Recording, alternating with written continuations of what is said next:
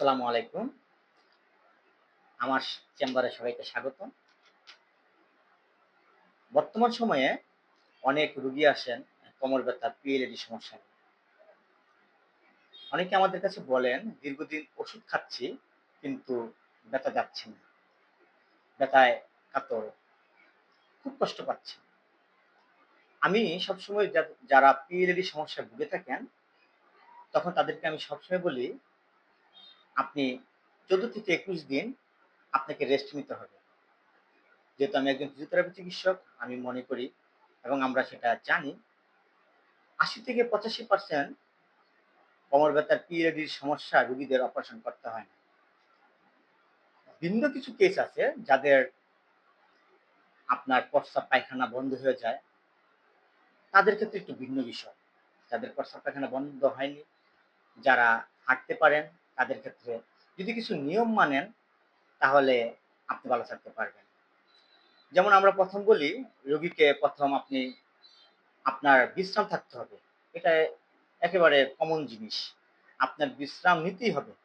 ১৪ থেকে ২১ দিন পাশাপাশি আপনি ফিজিওথেরাপি চিকিৎসা করতে হবে। তারপরে আপনাকে কিছু আপনার যেই লাইফস্টাইলটাকে পরিবর্তন করতে হবে। আপনি আগে যেভাবে ভারী বস্তুগুলি বহন করতেন, সেগুলিকে আপনার একটু কারেকশন করতে হবে। আপনি ইচ্ছে করলে সবকিছু আগের মতো টানাটানি করতে পারবেন না।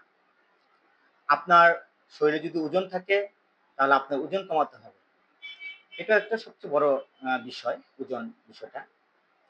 তারপরে আপনাকে প্রতিদিন ব্যায়াম করতে হবে। এই ব্যায়ামটা যদি আমরা করে থাকি, তাহলে আপনার এই কোমর ব্যথার পিএলএর সমস্যা থেকে আপনি ভালো থাকতে পারবেন। আপনি যদি অপারেশন করেন, অপারেশন করার পরে যদি আপনি আপনার লাইফস্টাইল পরিবর্তন না করতে পারেন, তাহলে কিন্তু আপনার ব্যথাটা ভালো হবে না। তারপর আপনি সেই কষ্টটা ভোগ করতে হবে। তাহলে আমাদের ১ম এ কি করতে হবে? যাদের পিএলএডি কোমর ব্যথার সমস্যায় ভুগছেন, তাদেরকে ১ম হলো আপনার বিশ্রাম নিতে হবে।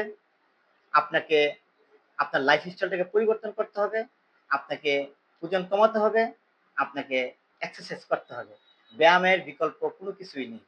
তাই আপনাদের কাছে রিকোয়েস্ট করব, আপনারা নিয়মিত ব্যায়াম করবেন। এখানে কিছু পিরিয়ডির কিছু নিয়মতান্ত্রিক ব্যায়াম আছে।